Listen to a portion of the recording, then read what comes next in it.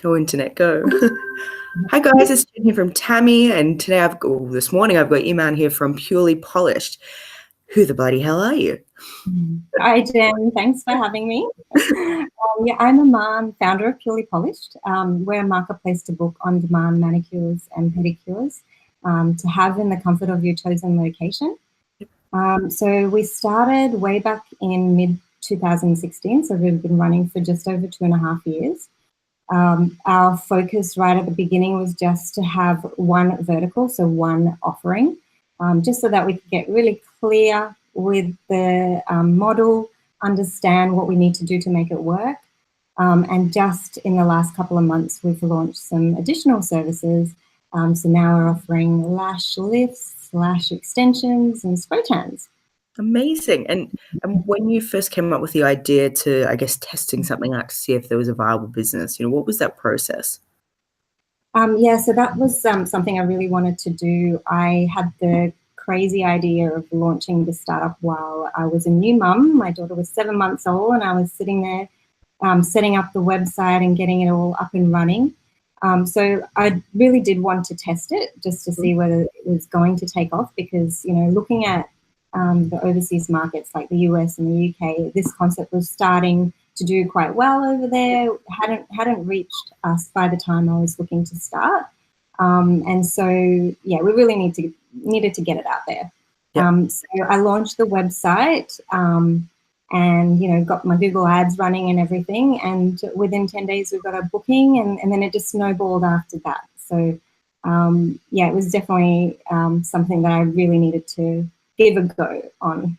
Yeah, fantastic. Yeah. And I guess from that sort of first, booking to then the next 10 bookings, how did you, I guess, adapt to, deal with the volume? So I was doing quite a lot on my own, and then I started to, look at ways in which we can start to support the amount of work that was coming through.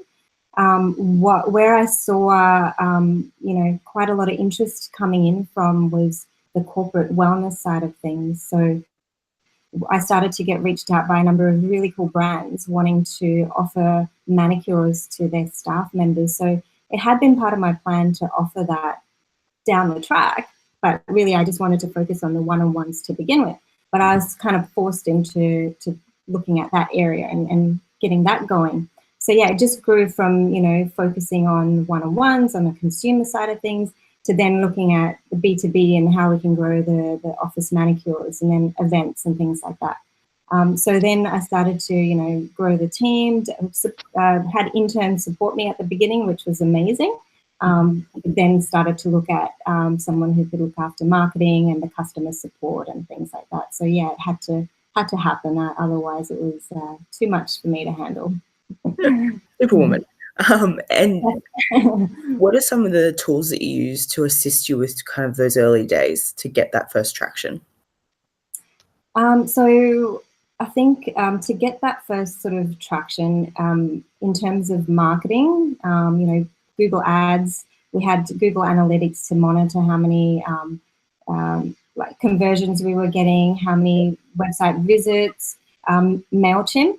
That was, one of the first tools I used to start getting the message out there to everyone and just trying to get some repeat clientele.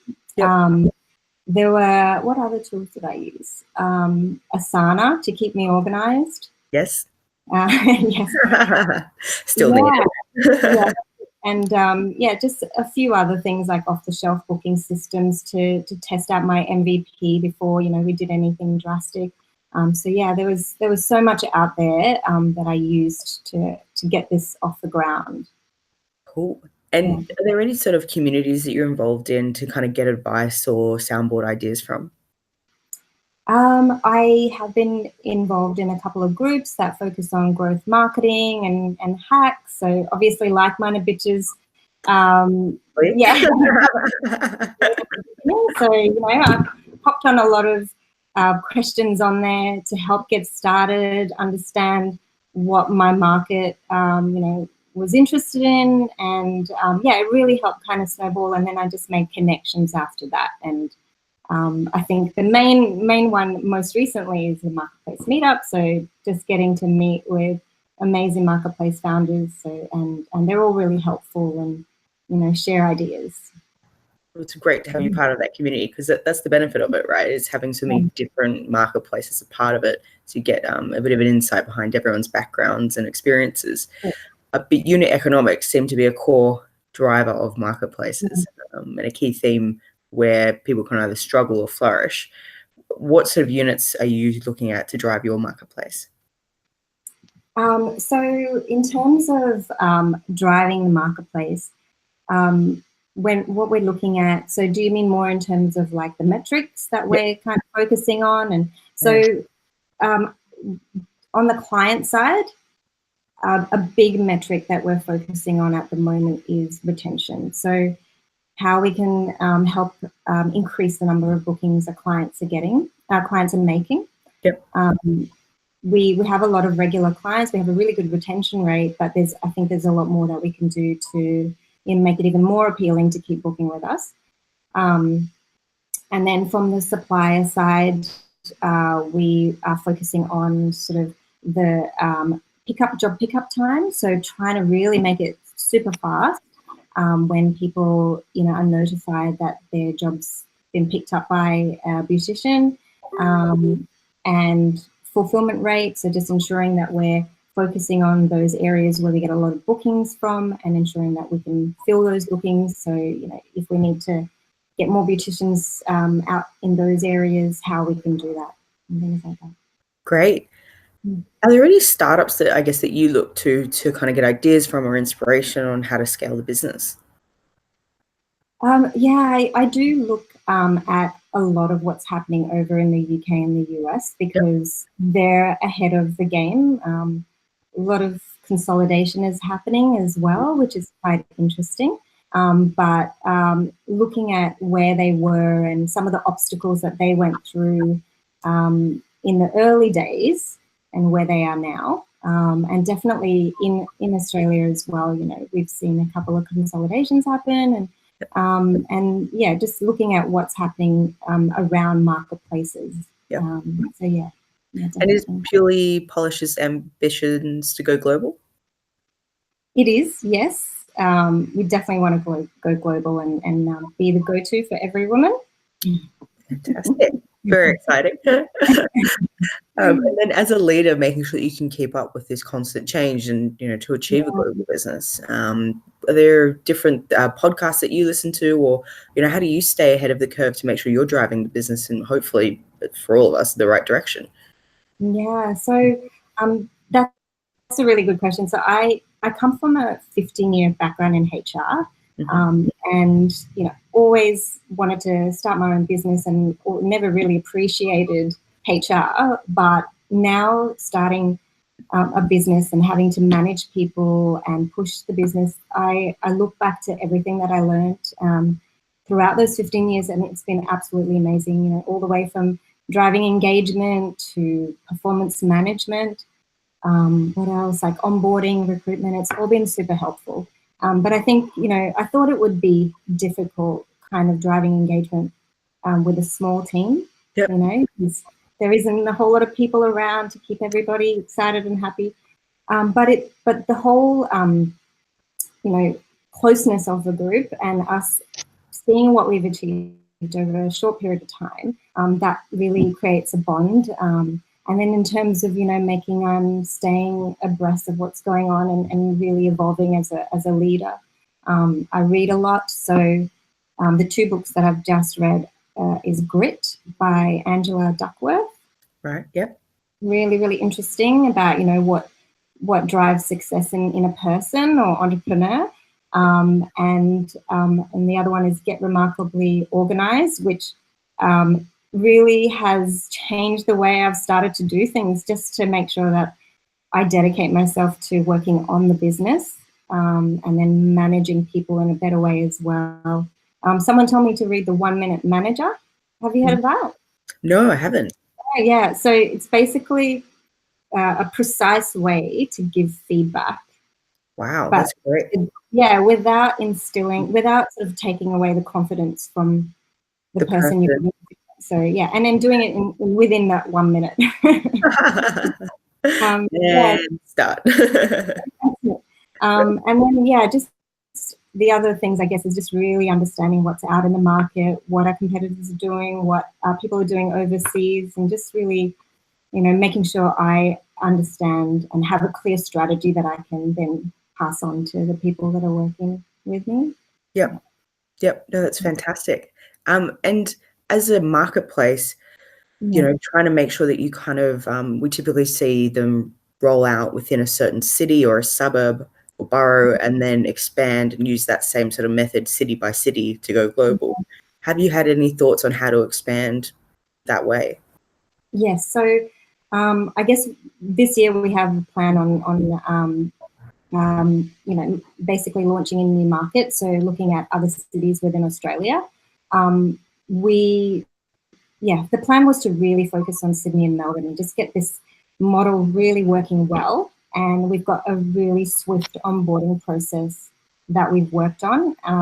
And so now that we've got all these things in place, so onboarding, the new services, we can just easily replicate that sort of playbook and launch in other cities and overseas as well. Fantastic. Yeah.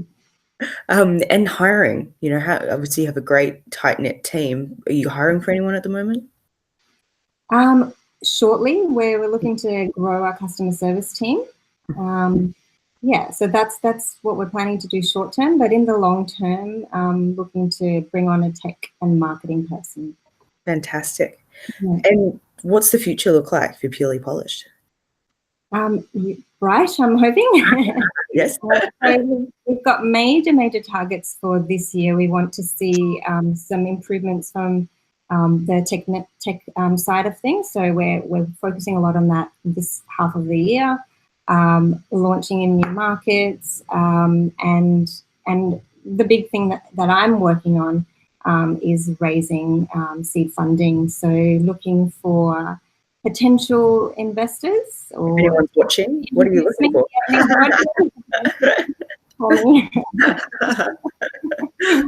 And then within your team currently, how are you finding because it is a small team, it's wearing a lot of hats, right? How are you finding juggling that culture to make sure that you can keep moving at such pace?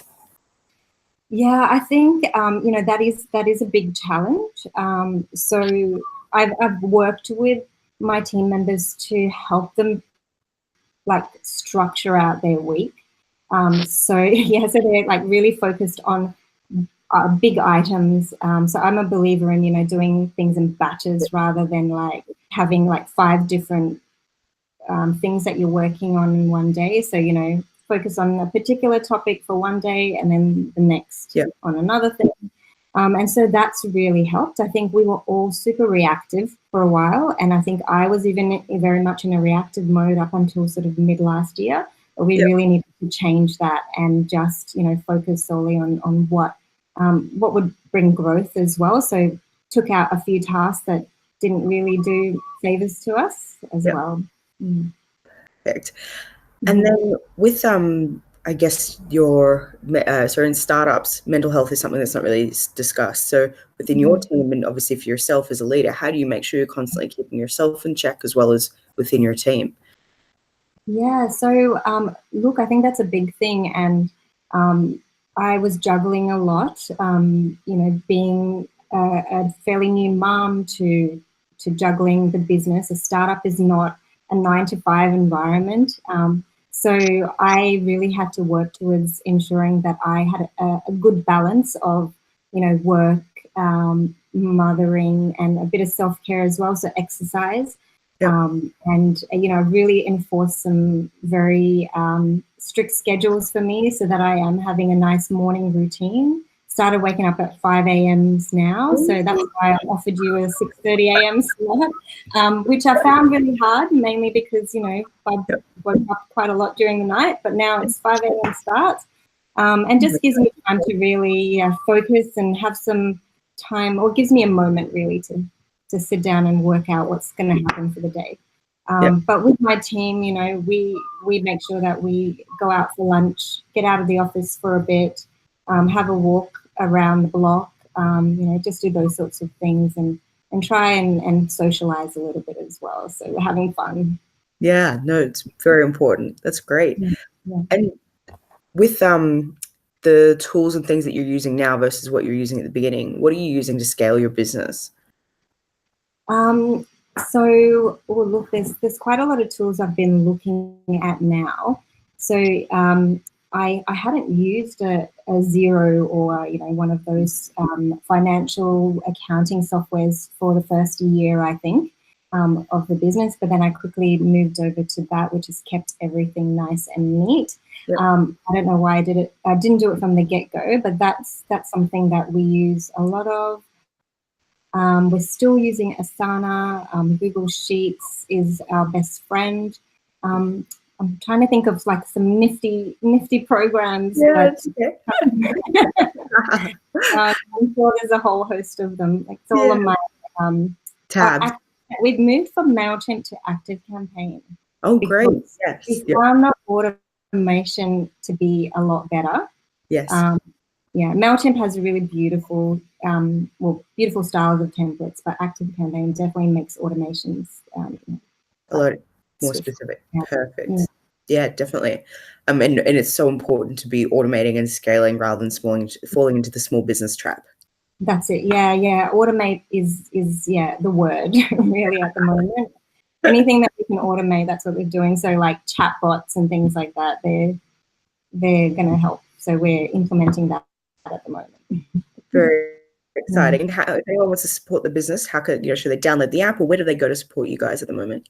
Yes, jump on over to purelypolished.com.au. We have a web app at the moment, so or get in touch with us. You can use a code if you'd like to book a service. Yes, please. Friends 10. Pop on over and make a booking. Amazing. Well, thank you so much for your time this morning. We're very excited to watch Purely Polished grow. Thank you so much, Jen. See ya.